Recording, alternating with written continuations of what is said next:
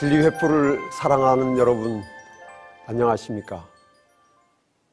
오늘은 마태복음 4장 1절에서 11절에 기록된 말씀을 중심으로 예수님처럼 승리하는 비결이라는 제목으로 하나님의 말씀을 나누겠습니다. 한 번은 어떤 목사님이 저에게 이런 말을 했습니다. 목사님, 아무리 연구를 해봐도 사람이 하나님의 계명에 순종하는 것은 불가능합니다. 목사님은 그런 사람 봤습니까? 저는 한 사람도 보지 못했습니다. 그렇기 때문에 사람이 하나님의 계명에 순종할 수 없다는 것은 이미 판가름이 났습니다. 지키지도 못할 계명을 지키라고 말하는 것은 우리 자신을 속이는 것 아닙니까? 저는 그렇게 설교하지 않습니다. 제가 그 목사님에게 이렇게 대답했습니다. 목사님이 하나님의 계명에 순종한 사람을 보지 못하셨다니 참 안타깝습니다. 저는 봤습니다. 그분이 우리가 하나님의 계명에 순종할 수 있다는 사실을 너무도 분명히 증명해 보이셨습니다.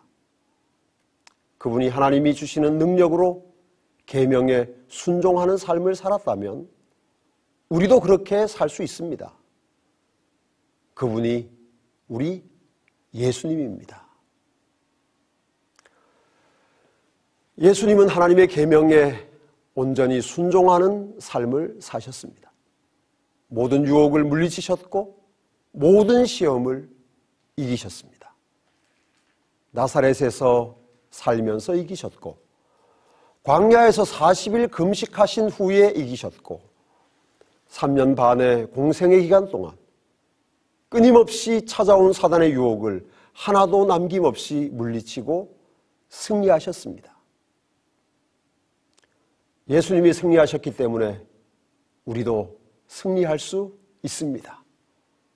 이것이 복음의 능력입니다. 이것이 하나님의 은혜입니다.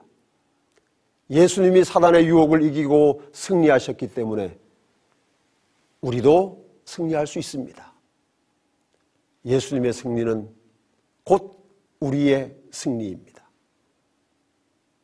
예수님처럼 승리하는 하나님의 자녀들이 되시기 바랍니다. 예수님과 함께 승리하는 진리횃불 가족들이 되시기를 기도합니다. 하나님의 말씀과 계명에 순종하라고 말하고 그 방법에 대해서 말하지 않으면 많은 분들이 큰 부담을 느낍니다. 여러분도 그러시죠? 이제 그 방법을 잠깐 말씀드리겠습니다.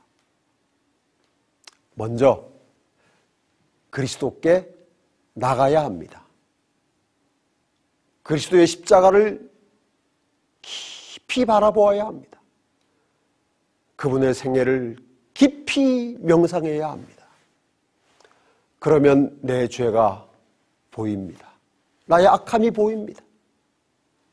내가 어느 정도 의롭다고 생각했는데 주님의 생애와 내 생애를 나란히 놓고 비교해 보니 너무나 추하고 더럽다는 사실을 알게 됩니다. 머리부터 발끝까지 병들어서 상한 데가 한 곳도 없다는 사실을 처절하게 느끼게 됩니다. 우리의 마음이 여기까지 오면 십자가 앞에서 납작 엎드려서 주여 이 죄인을 용서하옵소서, 주님만이 저를 구원하실 수 있습니다라고 절규하게 되는 것입니다. 예수님께 가까이 가면 갈수록 십자가를 바라보면 볼수록 우리 자신이 어쩔 수 없는 죄인임을 절실하게 느끼게 됩니다. 우리의 노력으로는 안 됩니다. 우리의 행위로 안 됩니다. 죄인의 심령 속에 생기는 하늘의 역사만이 우리를 변화시킬 수 있습니다. 성경이 말하는 변화란 성령께서 우리 마음 중심까지 들어오셔서 우리의 마음을 만지시고 치료하실 때 일어나는 창조의 역사입니다. 십자가 앞에서 그리스도를 바라보는 영혼은 빌립보서 2장 5절의 경험을 하게 됩니다. 너희 안에 이 마음을 품으라. 곧 그리스도 예수의 마음이니. 죄인의 심령 속에 그리스도 예수의 마음이 심어지는 것, 품어지는 것, 이것이 중생의 경험입니다. 바로 이것이 삭개오에게 일어난 변화이고 막달라 마리아에게 일어난 회개입니다. 우리의 마음에 이런 하늘의 역사가 일어나면 드디어 우리 마음과 생애 속에 성령의 열매가 맺히면서 하나님의 계명을 지키는 거룩한 경험 속으로 들어가게 되는 것입니다. 요한일서 5장 3절에 말씀하시기를 하나님을 사랑하는 것은 이것이니 우리가 그의 계명들을 지키는 것이라. 그의 계명들은 무거운 것이 아니로다라고 말씀하셨습니다. 어떤 분들은 하나님의 말씀이 무겁게 느껴지기 때문에 자꾸 불순종의 길을 걷고자 하는 강한 시험을 받습니다. 반면에 어떤 분들은 그것이 가볍게 느껴지기 때문에 좁은 길을 기쁘게 힘차게 걸어갑니다. 사랑하는 여러분, 그리스도인의 옳은 신앙의 비결은 십자가 앞에 나가서 그리스도 예수의 마음을 받는 것입니다.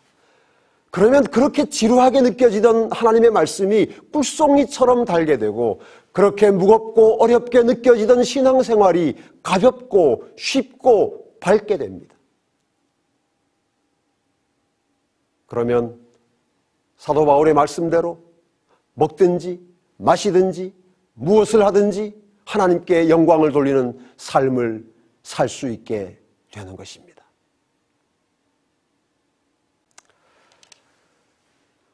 이제 예수께서 어떻게 마귀의 시험과 유혹을 이기셨는지를 하나님의 말씀을 통해서 한번 살펴보도록 하겠습니다. 40일 동안 금식하신 예수님 앞에 사단이 던진 세 가지 유혹이 마태복음 4장에 기록되어 있습니다. 그런데 이 세 가지 유혹은 21세기를 살아가는 우리에게도 똑같이 적용되는 유혹입니다. 이 세 가지는 시대와 지역과 문화를 초월하는 가장 본능적이고 가장 매력적인 사단의 유혹입니다. 예수님은 이러한 유혹에서 승리하심으로 그 이후의 모든 유혹에서 승리할 수 있는 발판을 마련하신 것입니다. 그러므로 우리도 이 세 가지 유혹의 정체를 파악하고 이 세 가지 유혹에서 승리함으로 더 큰 승리를 위한 기초를 마련해야 합니다. 따라서 사단이 광야에 예수님 앞에 던졌던 세 가지 유혹의 본질을 깨닫는 것은 우리에게 대단히 중요한 일입니다. 사단의 첫 번째 유혹은 본능대로 살라는 유혹입니다. 광명한 천사의 모습으로 변장하고 나타난 사탄은 40일간의 금식으로 쇠약하고 지친 예수님을 향해 이렇게 말했습니다. 내가 만일 하나님의 아들이거든 명하여 이 돌들이 떡덩이가 되게 하라. 여러분, 이 말이 무슨 뜻일까요? 하나님의 아들이 왜 이렇게 굶주리느냐는 말입니다. 하나님의 아들이 왜 이런 고생을 하고 있느냐는 말입니다. 그리고 돌로 떡을 만들어서 내가 하나님의 아들이라는 사실을 증명해 보이라는 말입니다. 우리가 잘 아는 대로 이 유혹을 예수께서는 신명기 8장 3절 말씀으로 물리치셨습니다. 사람이 떡으로만 살 것이 아니요 하나님의 입으로 나오는 모든 말씀으로 살 것이라 하였느니라.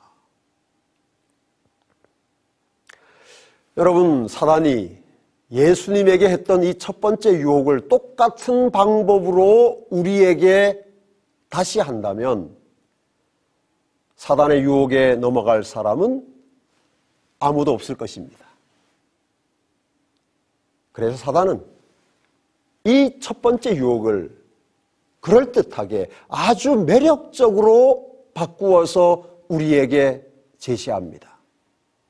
그것은 본능대로 살아라는 것입니다. 본능에 충실해라. 본능을 믿어라. 그것이 오늘 우리 앞에 던지는 사단의 첫 번째 유혹입니다. 오늘날 사단은 우리에게 본능 중심의 인생, 본능을 만족시키는 인생을 살라고 유혹합니다. 그것이 가장 멋진 인생이고 가장 인간다운 삶이라고 유혹합니다. 본능을 믿는 것이 가장 현명하다고. 그래서 본능대로 먹고 본능대로 갖고 본능대로 즐기라고 유혹합니다. 본능을 만족시키는 것이야말로 인생의 가장 큰 행복이라고 유혹합니다.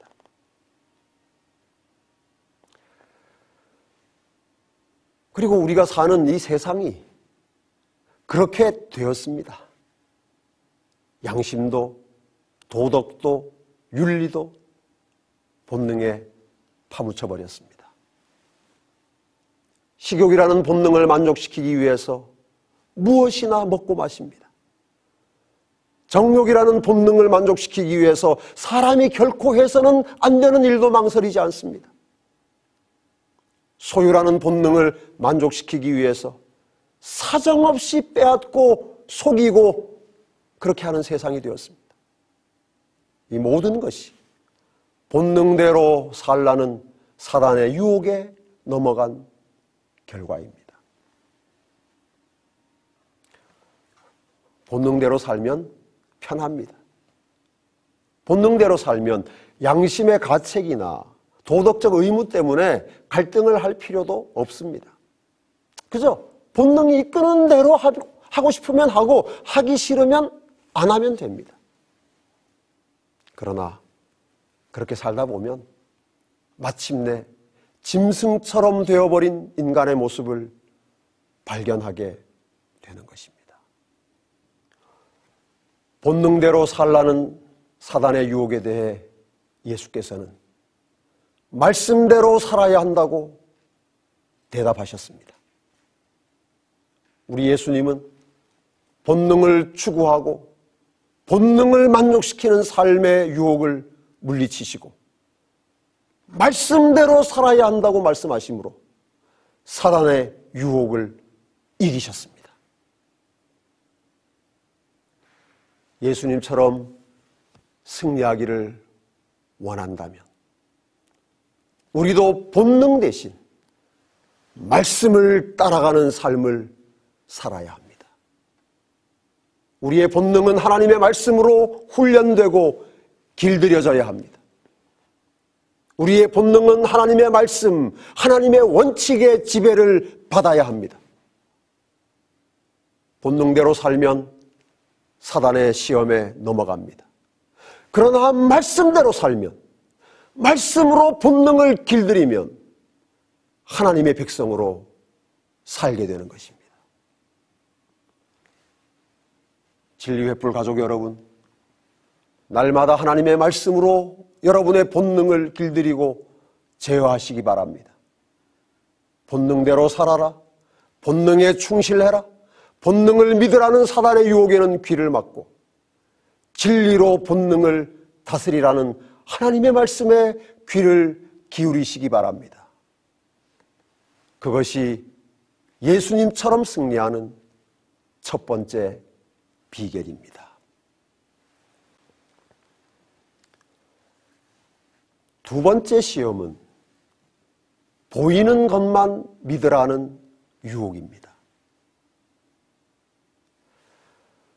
첫 번째 유혹에 실패한 사단이 예수님 앞에 던진 두 번째 유혹은 성전 꼭대기에서 뛰어내림으로 하나님의 아들임을 증명해 보라는 것이었습니다. 그러면서 이번에는 성경절까지 교묘하게 인용했습니다. 저가 너를 위하여 그 사자들을 명하시리니 저희가 손으로 너를 받들어 발이 돌에 부딪히지 않게 하리로다. 사단의 두 번째 유혹은 이런 것입니다. 내가 하나님의 아들이라고 하더구나. 하지만 내가 하나님의 아들이라는 눈에 보이는 증거는 없다. 증거가 없는데 어떻게 사람들이 너를 하나님의 아들이라고 믿을 수 있겠냐? 그러니까 증거를 한번 보여봐라.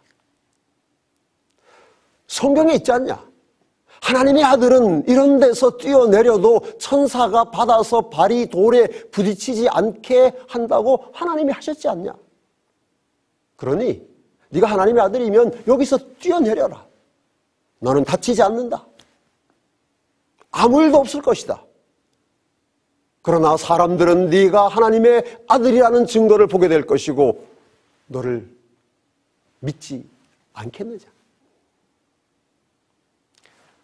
예수님은 사단의 두 번째 유혹도 하나님의 말씀으로 물리치셨습니다. 또 기록되었으되 주 너의 하나님을 시험치 말라 하였느니라.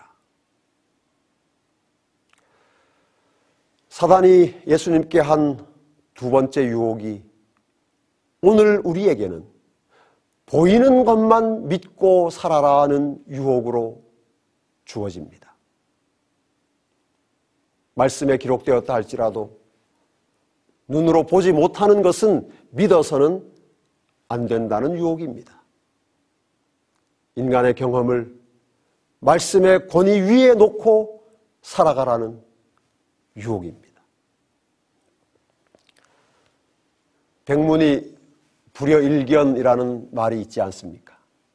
그만큼 사람은 보는 것을 중요하게 여깁니다. 그래서 100번 들은 것은 의심을 해도 한 번 본 것은 의심하지 않습니다.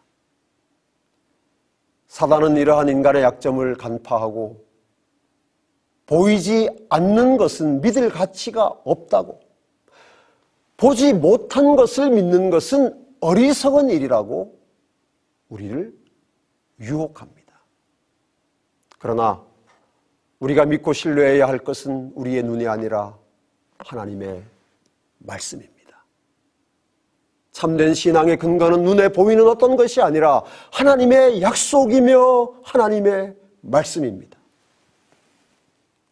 예수님 당시에 눈에 보이는 기적을 쫓았던 수많은 사람들이 예수님을 십자가에 못 박으라고 소리쳤습니다.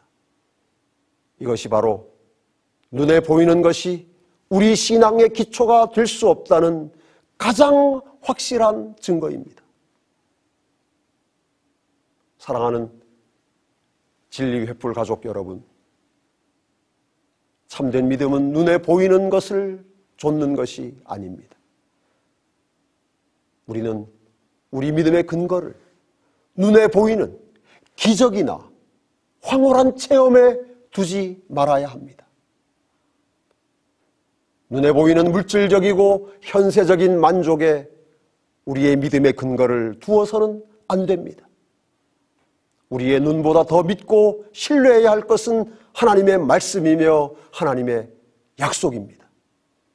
하나님의 말씀으로, 하나님의 약속으로 만족하고 안심하는 삶을 살아야 합니다.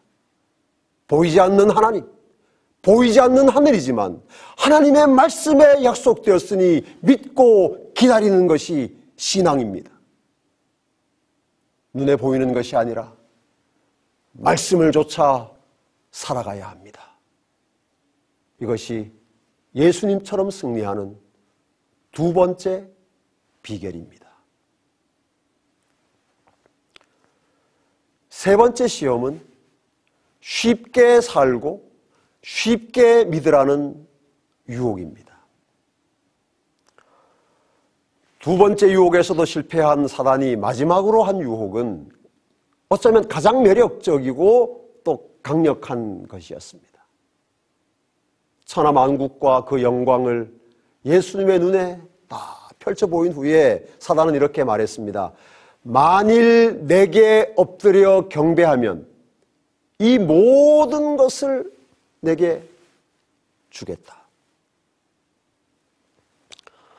여러분, 사단은 예수님이 자신이 찬탈한 왕권을 되찾으려 오셨다는 사실을 알았습니다. 그래서 예수님이 자기에게 엎드려 절 한 번만 하면 이 세상의 모든 통치권을 순순히 양도하겠다는 거래를 제안한 것입니다. 십자가 고난이라는 어려운 과정을 거치지 말고 편안한 방법으로 세상의 통치권을 되찾으라고 유혹한 것입니다. 힘들이지 말고 고생하지 말고 가장 간편하고 쉬운 방법으로 사명을 이루라는 유혹이었습니다. 이 사단의 시험에 대해 예수께서는 주 너의 하나님께 경배하고 다만 그를 섬기라는 말씀으로 세 번째 유혹을 물리치고 승리하셨습니다. 마귀는 패배했고 그곳을 떠났다고 하나님의 말씀에 기록되어 있습니다. 오늘날에도 그리스도인들에게 이것은 너무나 매력적이고 강력한 사단의 유혹입니다. 사탄은 하나님의 백성에게 끊임없이 이렇게 말합니다. 쉽게 살아라. 쉽게 믿어라. 꼭 그렇게 원칙대로 말씀대로 할 필요가 있느냐? 꼭 그렇게 양심대로 할 이유가 있느냐? 하나님이 다 이해하실 텐데. 그러면서 말합니다. 쉽게 사는 것이 멋이고 여유고 지혜라고 말입니다. 쉽게 믿고 쉽게 구원받는 것처럼 그리스도인들에게 매력적인 유혹은 없습니다. 좀 죄송한 말씀이지만 현대 기독교는 누가 구원을 더 쉽게 얻게 하느냐를 두고 경쟁을 벌이는 것 같습니다. 길거리에서 사형리 한 번만 읽고 나면 구원이 선포됩니다. 예배에 참석해서 설교 듣고 목사님의 기도 한 번만 따라하면 구원받았다고, 구원의 확신을 가지라고 그렇게 이야기합니다. 오늘날의 기독교는 한없이 쉽고 편한 종교가 되었습니다.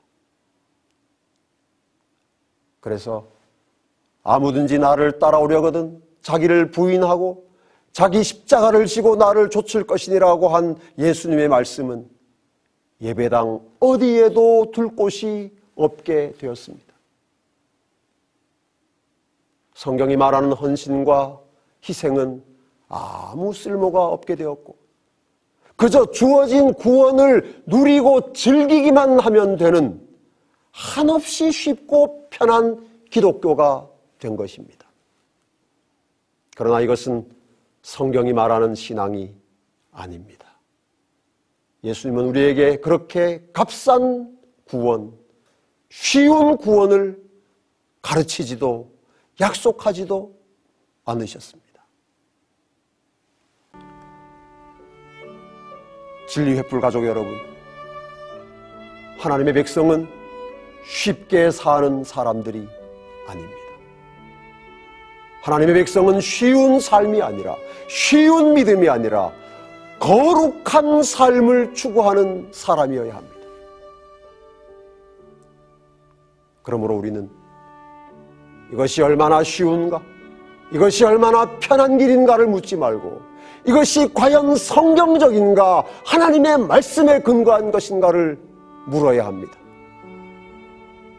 그리고 성경이 말하는 것이라면 그것이 아무리 힘들고 어려워도 선택하고 순종해야 합니다. 이것이 예수님이 승리하신 비결이고 또한 우리가 승리할 수 있는 비결입니다. 제가 사랑하는 한 신실한 그리스도인이 쓴 글 한 토막을 소개해 드리고 싶습니다. 이 길은 자아부정의 길이다. 길이 너무 협착하다는 생각이 들거든 이 좁은 길에 너무 자아를 부정할 일이 많다고 생각이 들거든 모든 것을 포기하는 것이 얼마나 힘든가 하는 말이 나오거든 그리스도께서 나를 위하여 무엇을 포기하셨는가 라는 자문을 해보라. 이 질문은 우리가 자아부정이라고 부를 수 있는 어떤 것이라도 다 그늘 속으로 사라지게 할 것이다. 사랑하는 여러분, 예수님이 승리하셨습니다. 그러므로 우리도 승리할 수 있습니다. 예수님의 승리를 여러분의 승리로 삼으시기 바랍니다. 예수님이 사단의 시험을 말씀으로 물리치신 것처럼 사단의 모든 유혹을 말씀으로 물리치시기 바랍니다. 본능대로 살라는 사단의 유혹, 보이는 것만 믿으라는 사단의 유혹, 쉽게 살라는 사단의 유혹을 말씀으로 물리치고 말씀의 인도를 따라 살아가는 진리 횃불 가족이 되시기를 기도합니다. 오늘 말씀을 들으시고 마음에 일어나는 의문을 해결하기 원하시면 저희 진리 횃불로 연락을 해 주십시오. 여러분의 신앙을 보다 견고하고 든든하게 하는 그리고 승리하는 그리스도인 삶을 사는데 도움이 되는 소중한 자료들을 보내드리겠습니다. 진리 횃불은 여러분의 바른 신앙생활을 위해 승리하는 그리스도인 삶을 위해 저희가 할 수 있는 최선의 노력을 다하며 기도하겠습니다. 그럼 다음 시간에 다시 뵙겠습니다. 안녕히 계십시오. 진리 횃불 웹사이트에는 이 시대를 위한 하나님의 말씀이 준비되어 있습니다. 다음과 같은 성경 연구 자료를 통해서 하나님을 더 깊이 만나게 되길 간절히 바랍니다.